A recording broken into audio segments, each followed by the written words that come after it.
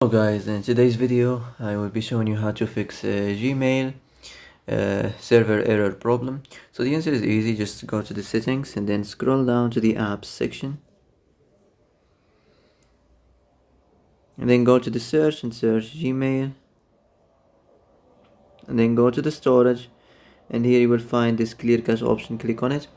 Now you can go check it if it worked, and if it didn't, you can try to restart your phone or turn the Wi-Fi off and on, or the Bluetooth or the airplane mode.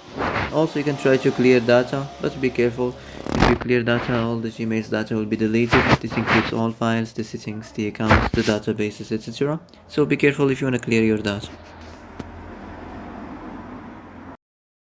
And that's it for today's video. I hope this is the answer you've been looking for. If you like this video, don't forget to like and subscribe, and see you in the next video.